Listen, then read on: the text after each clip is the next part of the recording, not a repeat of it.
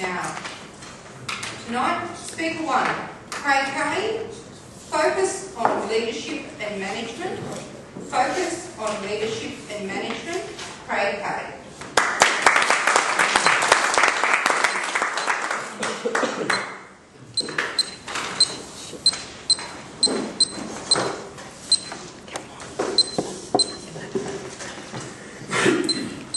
Good evening, fellow Toastmasters and guests. Tonight my presentation focuses on the fascinating field of leadership and management. I became interested in this topic when I recommenced studies a few years ago doing a diploma. Since that time I've carried on studying in this area, done a graduate certificate, graduate diploma, and now I'm partway through my Masters in Public Sector Leadership. So I'm trying to think of a topic the last minute for this speech 8, this was the topic.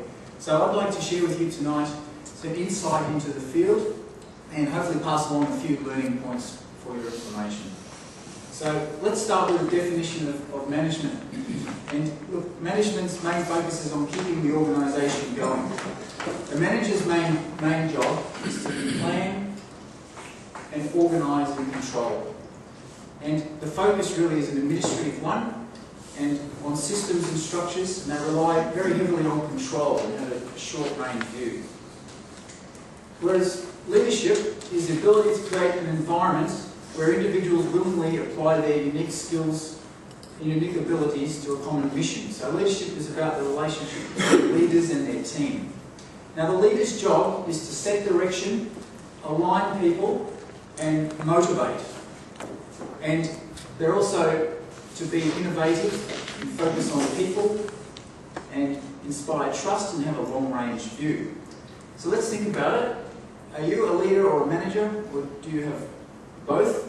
And I guess what we really need is to have a combination of both. So you have management and leadership, and these two aspects operate hand in hand. And one way to understand leadership is to look at the Venn diagram on the board. Most of the time the two functions intersect. They do not intersect, however certain activities require both outstanding leadership and management. So this slide shows that managers organise staff and leaders align staff.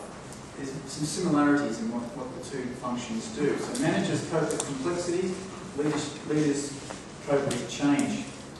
Now management can be seen as a series of circles of influence. So at the core of management is the ability for the manager to understand and manage themselves. And that's the first and foremost aspect when you're wanting to manage people, is that you understand yourself. So I focus very heavily on this point that you must know yourself, your strengths and your weaknesses before you can be expected to manage a team or other external people, etc. So when I completed my diploma, I was asked to do an assessment on various aspects of management. Now I won't focus on my results, but the areas, I did identify some areas for improvement as well as some of my strengths. So if you're interested, those types of tests are out there, and it's a good way to get a gauge of where you're at. So another important aspect of management is planning. And as Winston Churchill is quoted as saying, if you fail to plan, you are planning to fail. So in the field of organisational environment, it's very important that the manager sets goals for his team.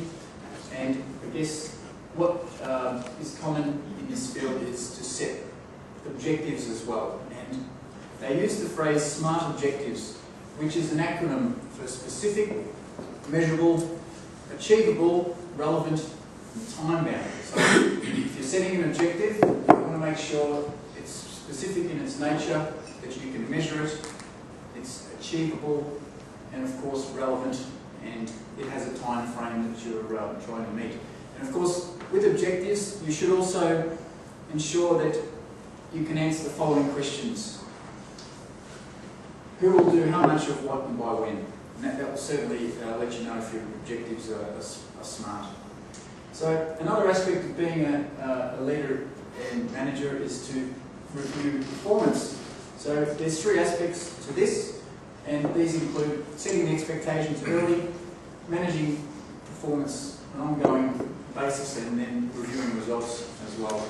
So as you can see, that requires coaching, tracking results, counselling, feedback. All of these skills we learn throughout our daily lives.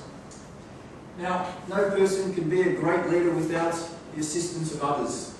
So hence, one must engage with others, motivate others to help work to a common purpose. So how to do that is to learn how to delegate. I'm just going to quickly run through 6 steps for delegation.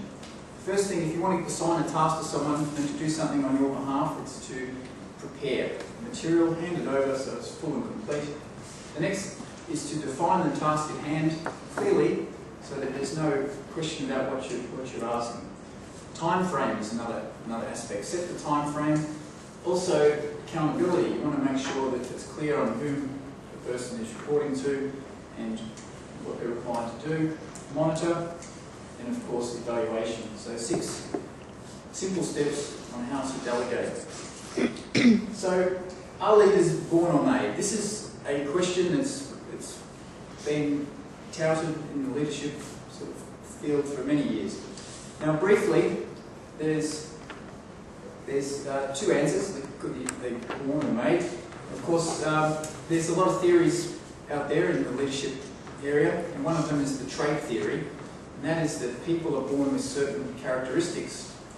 Now, a study was done by Stolp and others in 2013 on US presidents, and it was concluded that height was indeed, and I quote, an important factor in US presidential elections, and taller presidents are rated by experts as greater in having more leadership and communication skills. These findings correlate with an earlier analysis by Judge and Cable in 2004, which associated taller individuals with increased self-confidence and leadership potential. So height is an inherited trait, which positively confirms that leaders are born with traits that predispose them to leadership. Now, contingency theory is another theory which came along after in the 1960s, and that places a focus on skills of individuals and leader-follower relationships. Now, this puts the emphasis more on leadership can be learned as opposed to you're born with it. And moving into the more relevant theory of today, it's the transformational leadership, which is inspiring others to achieve through charismatic type style leadership, and that can be also learned. So to answer the question, can a leader, is it born or made? The answer is, I'm of the view that people can become a great leader with obviously born with certain qualities that can enhance their leadership and through experience and practice. So just moving right along, there's an example of a leader that persisted and through adversity triumphed.